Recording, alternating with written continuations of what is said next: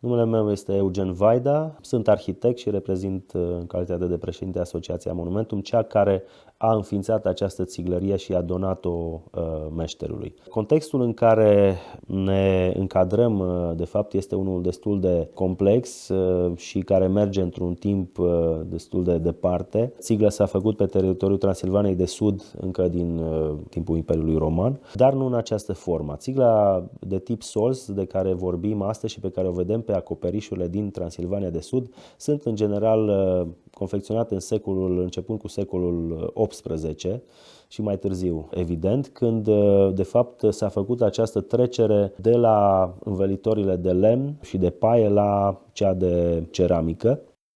Evident că înainte existau pe clădirile nobiliare, pe biserici, apăruseră din secolul XIV și XV olanele și chiar și țiglele inspirate de fapt din arhitectura occidentală, în special a țărilor flamande și a Germaniei. Iar această tradiție s-a continuat de fapt până recent. Am constatat că foarte multe forme de țigle provin din zona germanică și cred că și meșterii mulți se școleau și cred că astfel au și adus aceste forme și tehnica de confecționare din Germania în zona săsească.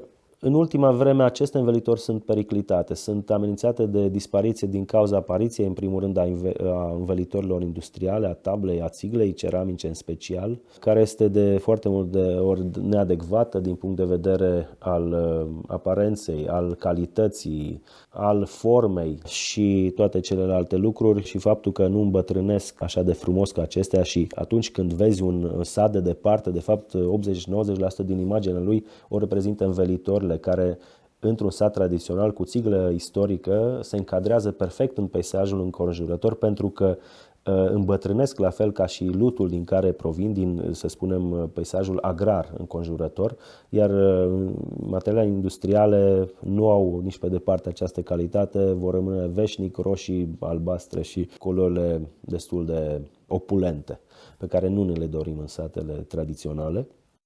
Nu numai învelitorile în sine sunt periclitate, ci mai ales meșteșugul țiglăritului și al cărămidăritului, pentru că este unul dintre cele mai dificile procese, cele mai dificile meșteșuguri. Se spune că după 10 ani ești un bun începător. Este foarte dificil procesul de ardere, pentru care trebuie să ai experiență și mai îndelungată. Sunt în momentul acesta doar 2 meșteri care știu să ardă foarte bine țigla.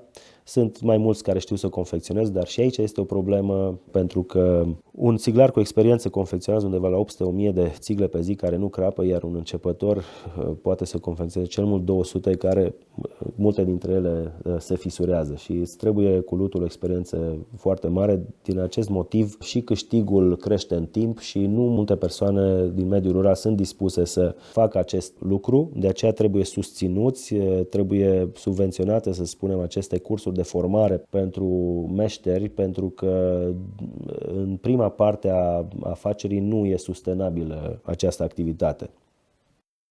Din 2013 noi ne preocupăm de prezervarea și conservarea acestui peisaj cultural care este reprezentat de învelitorile istorice. În Germania are denumire de Dachlandschaft, deci peisajul învelitorilor, care este pregnant în sudul Transilvaniei și este dătător de identitate pentru imaginea unui sat și a identității noastre culturale. Și am identificat diferite forme de țigle și tipuri de așezări care apar în diferite regiuni și sudul Transilvaniei este destul de variat. Vorbim de zona Brașovului, care are un tip de țiglă, zona Sibiului, chiar zona Bistriței, care are alt tip.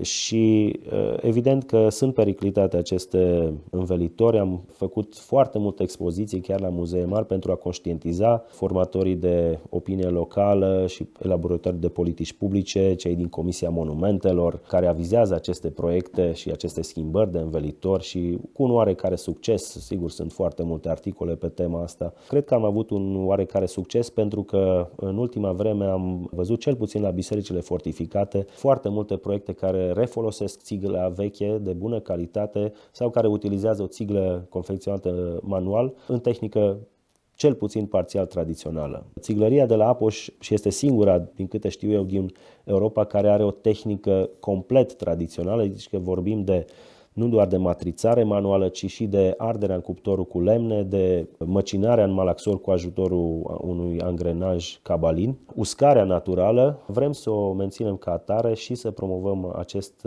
model. Sigur că uneori nu se poate și pentru a salva un plan extins sau în masă patrimoniul, nu putem să ne bazăm doar pe tehnica exclusiv tradițională, va trebui făcut la un moment dat și un compromis.